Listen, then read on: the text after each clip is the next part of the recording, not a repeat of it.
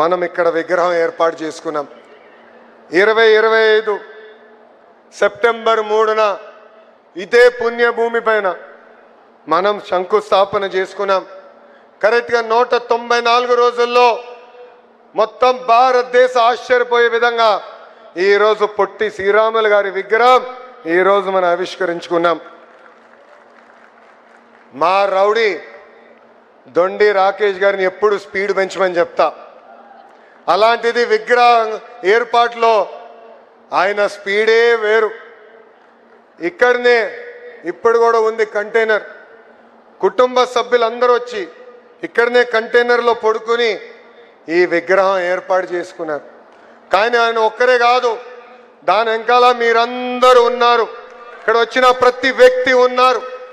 మీ సహకారం ఉంది, మీ త్యాగం ఉంది. నేను కూడా ఆశ్చర్యపోయా. రాజకీయ నాయకులం పలానా రోజులు కదా చేయాలని చెప్తాం, కానీ ముందలు తీసుకెళ్లే విధంగా ఉండాలి. అలాంటిది ఈరోజు మేమందరం గర్వపడే విధంగా, ఆశ్చర్యపోయే విధంగా ఆర్యవైశ్య సోదరులు పొట్టి శ్రీరాములు గారి విగ్రహం ఏర్పాటు చేసుకున్నారు. మంత్రులందరూ కలిసినప్పుడు చెప్పా, గౌరవ ముఖ్యమంత్రి గారు కూడా కేబినెట్ మీటింగ్లో చెప్పా, ఆర్యవైశ్య సోదరుల్ని మన ఆదర్శంగా తీసుకోవాలి.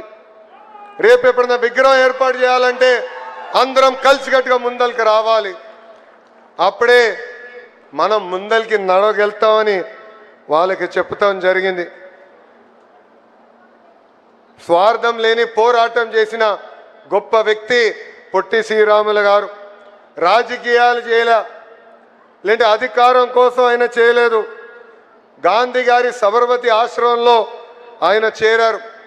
స్వాతంత్రం కోసం ఆయన పోరాడారు. ఏకంగా సత్యాగ్రహ ఉద్యమంలో కూడా ఆయనకి జైలుకి వెళ్ళారు. నెల్లూరులో దళితులకు ఆలయం ప్రవేశం కల్పించాలని అహర్నిశలు పోరాడారు. సుమారుగా 5 దీక్షలు కూడా చేసిన గొప్ప వ్యక్తి పొట్టి శ్రీరాములు గారు. ఆంధ్రలో పడుతున్న ఇబ్బందులు ఆయన చూశారు. అందుకే ప్రత్యేక రాష్ట్రం కోసం మనందరం పోరాడాలి, లేదంటే మహాపాపం చేసిన వాళ్ళం అవుతామని ఆనాడు ఆయన ప్రకటించారు. కొందరి స్వార్థం కోసం ఆంధ్ర రాష్ట్రం రాకుండా చేస్తున్నారని ఆయన యుద్ధమే ప్రకటించారు. వస్తే ప్రత్యేక రాష్ట్రం, పోతే నా ప్రాణం అని ప్రకటించి ఆయన దీక్ష ప్రారంభించారు.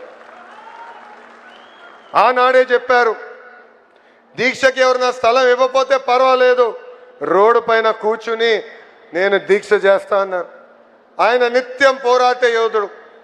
ఆయనలో కూడా నేను స్ఫూర్తిగా తీసుకుని నా యువగలం పాదయాత్ర చేశా. ఆనాడు రాత్రి బస చేసానికి ఎవరైనా భూమి ఇస్తే ఆనాటి ప్రభుత్వం ఆ భూమి 22A పెడతానని బెదిరించారు. ఆనాడే చెప్పా, నేను రోడ్డు మీద పడుకునేదాన్ని కూడా సిద్ధంగా ఉన్నా, నమ్మకున్న దానికోసం నేను ముందరికి వెళ్తానని చెప్పా. మద్రాసులో బుల్సు సామూర్తి గారి ఇంట్లో 1952 అక్టోబర్ 19న ఆమర నిరాహార దీక్ష ప్రారంభించారు. దీక్ష ప్రారంభించే సమయానికి ఆయన బరువు 53.9 కేజీలు. 58 రోజుల్లో 38 కేజీలకి తగ్గిపోయారు. పొట్టి శ్రీరాములు గారు స్థానంలో ఎవరున్నా దీక్ష విరమించుకునేవారు. అలాంటిది 58 రోజుల పాటు దీక్ష చేసి ప్రాణ త్యాగం చేసిన గొప్ప వ్యక్తి పొట్టి శ్రీరాములు గారు.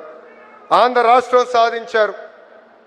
అంతేకాదు ఢిల్లీని దడలలాడించి భాష ప్రయుక్త రాష్ట్రాల ఏర్పాటు కోసం మొదటి అడుగు వేసిన గొప్ప వ్యక్తి పొట్టి శ్రీరాములు గారు. ఒక ఫేమస్ హిస్టోరియన్ రామచంద్ర గుహ పొట్టి శ్రీరాములు గారి గురించి ఒక ఆర్టికల్ రాశారు. ఆ ఆర్టికల్ నేను చదివాను. ఆయన ఆనాడు చెప్పాడు, దురదృష్టవశాతం ఆంధ్ర రాష్ట్రం బయట పొట్టి శ్రీరాములు గారి గురించి చాలామందికి తెలీదు. కానీ ఆయన ఇండియా హిస్టరీ కానీ జియోగ్రఫీ మీద పొట్టి శ్రీరాముల ప్రభావం చాలా ఉందని ఆయన ఆనాడు రాశారు. ఆయన దీక్ష తర్వాత భాష ప్రయుక్త రాష్ట్రాలు ఏర్పడినాయని ఆయన చెప్పారు. పొట్టి శ్రీరాములు గారిని ఇండియన్ మర్కటర్ అని ఆనాడు ఆయన పేరు కూడా ఇచ్చారు. మర్కటర్ అంటే 1569లో ప్రపంచ పట్టాన్ని తయారు చేసిన వ్యక్తి.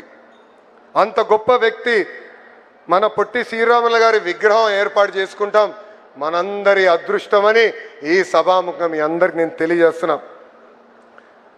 మిమ్మల్ని ఎప్పుడు కలిసినా నాకు గుర్తొచ్చే వ్యక్తి రోసే తాత గారు. ఆయన రాజకీయాల్లోనే ఒక స్టేట్స్మెన్. అలాంటి గొప్ప వ్యక్తుల్ని చూసి పెరిగిన వాడిని నేను. నాకు ఇప్పుడు కూడా బాగా గుర్తు. ఒక పక్కన చంద్రబాబు నాయుడు గారు, ఇంకో పక్కన రాజశేఖర్ రెడ్డి గారు హోరాహోరీగా చర్చించేవారు. కొన్నిసార్లు స్పీడ్గా మాట్లాడేవారు. కరెక్ట్గా నెక్స్ట్ డే పొద్దున 6ంటికి రోసే తాత గారు బాబు గారికి ఫోన్ చేసేవారు. ఫోన్ చేసి కొంచెం నిన్న చర్చ స్పీడ్గా వెళ్ళింది, ఈరోజన్నా చాలా ఓపికగా ప్రజల సమస్యల గురించి మాట్లాడదాం బాబు గారు అని చెప్పిన గొప్ప వ్యక్తి రోసే గారు. రాష్ట్ర విభజన తర్వాత ఆయన పుట్టినరోజు నాడు రోసే తాతకు ఫోన్ చేసేవాడు. ఎప్పుడు చెప్పేవాడు, తాత మీరు రాజకీయాల్లో లేని లోటు మాకు అనిపిస్తుంది, మిమ్మల్ని చూసి పెరిగిన వాళ్ళం, మీరు చేసిన రాజకీయాలు వేరు, మాకు దారి చూపించాల్సిన బాధ్యత అని పెద్దానికి చెప్పేవాడిని. రాజకీయాలకు అతీతంగా ఆంధ్ర రాష్ట్రానికి అద్భుతంగా సేవ చేసిన వ్యక్తి రోసే గారని ఈ సభాముఖంగా నేను తెలియజేస్తున్నా. ఇప్పుడే చూసాం, ఎన్ని కోరికలు తీర్చినా ఇంకా కోరుతూనే ఉంటాడు ఇక్కడ ఒక ఆయన రాకేష్ గారు. ఆయన మొన్న వచ్చి పొట్టి శ్రీరాములు గారి పేరు మీదుగా ఒక కాయిన్ విడుదల చేస్తే బాగుంటుందని ఆయన కోరారు. అది నేను కేంద్ర మంత్రితో ప్రభుత్వంతో సంప్రదింపులు చేస్తున్నా, త్వరలోనే అది కూడా చేస్తామని ఈ సభాముఖం ఆర్యవైశ్య సోదరులకి హామీ ఇస్తూ, యువగలంలో నేను హామీ ఇచ్చిన ఆ హామీని నిలబెట్టిన మా బీసీ సంక్షేమ శాఖ మార్చులు సవిత గారికి, మా రౌడీ రాకేష్ గారికి 10 రూపాయల దగ్గర నుంచి ₹1 కోటి వరకు విరాళాలు అందించిన తెలుగు ప్రజలకి, మా సిఆర్డి అధికారులకి, ఆర్యవైశ్య సోదరుల పెద్దలకి, ప్రత్యేకంగా అమరజీవి పొట్టి శ్రీరాముల కుటుంబ సభ్యులకి నా హృదయపూర్వక అభినందనలు తెలుపుకుంటూ, రాబోయే 12 నెలల్లో స్మృతి వనం, photo gallery, museum, mini theatre, auditorium, skill development centre యుద్ధ ప్రాతిపదికంగా దొండి రాకేష్ గారిని పూర్తి చేయాలని సభాముఖంగా కోరుకుంటూ, నాకు ఇంత అద్భుతమైన అవకాశం ఇచ్చిన మీ అందరికీ పేరు పేరున నా హృదయపూర్వక ధన్యవాదాలు తెలుపుకుంటూ మీ అందరి దగ్గర నుంచి సెలవు తీసుకుంటున్నాం.